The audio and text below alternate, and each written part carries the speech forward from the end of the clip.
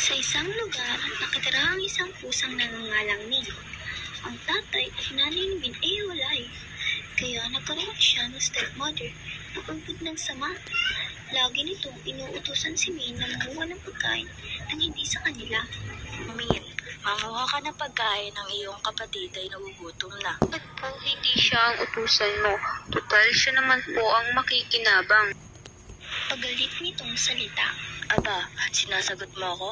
Makakarating ito sa iyong tatay. Wag po, ako'y susunod na po.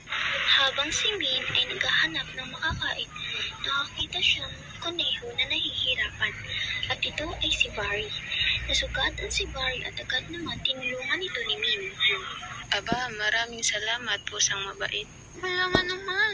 Ako nga pala, si Min. Bakit ka nandito sa kagubatan? Ano ang iyong ibig? Inuutusan akong kumuha ng pagkain. Ganun ba? Kung ganun, ako na ang bahala. Pagkukuha kita. Maraming salamat. Ngunit saan dito galing? Luto ng aking inay. Siya ay nagalak ng ako'y iyong tulungan. Ganun ba? O sige, mauna na ako. Maraming salamat ulit. Agad umuwi si Min at binigay ang pagkain. Asa naman po ang akin? Anong sayo? Kumuha ka ng sayo, amin ito. Narinig ng tatay ni Min ito at agad tinanong. Anong nangyayari dito? Bakit ka sumisigaw? Yang anak mo, humihingi ng pagkain namin. Tay, ako naman po ang kumuha niyan. Wala akong pake, kumuha ka ng sayo. Tama na yun, ako na ang kukuha. Fa, halika rito. Bakit, inay? Sundan mo si Min. Tignan mo kung saan siya kumukuha ng pagkain. Okay, sige. Dumating ang hapon at tinutusan si Min kumuha ng pagkain. At pagkaalis nito ay agad sumunod si Pa. Habang naglalakbay si Min ay nakasalubong niya si Barry. Uy, Barry, nandito ka pala. Oo, ako'y maglalaro. Gusto mo ba ako sama? Oo, sana. Ngunit kailangan ko muling makahanap ng makakain. Ganun ba? Siya, magkipaglaro ka sa akin at pagkatapos ay bibigyan kita ng pagkain. O siya, sige. Nakita ni Fa ang kaganapan at agad pinulat sa nanay Sa niya. ganoong paraan para siya nagkakapagkain o siya makipagkaibigan ka sa kunehong iyon at kumuha ng maraming pagkain. Okay, sige. Habang natutulog si Min ay sinimulan na nga ni Fa ang paglalakbay. Hanggang nahanap niya na nga si Barry habang naglalaro. Ang dami mong satsat, maglaro na lang tayo. Tataka ni Barry sa sinabi nito, pero ito'y pinapasok niya pa rin.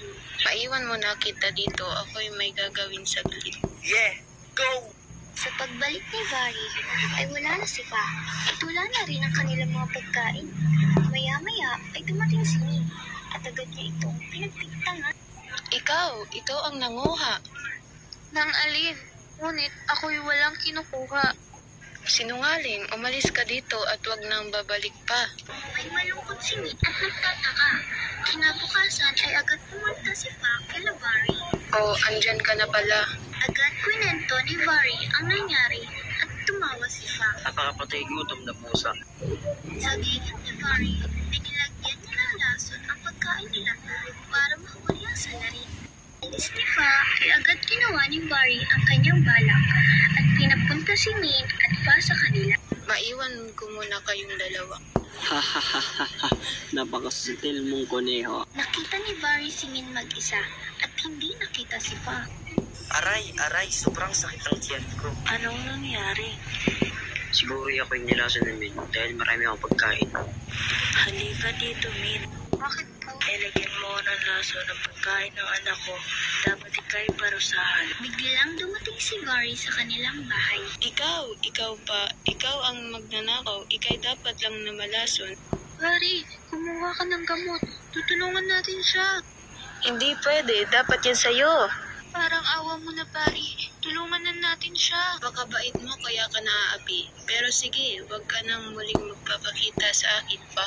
Mula noon ay naghiwalay na ang tatay ni Min at ang stepmom niya. At nabuhay na muli ng payapa si Min. The end.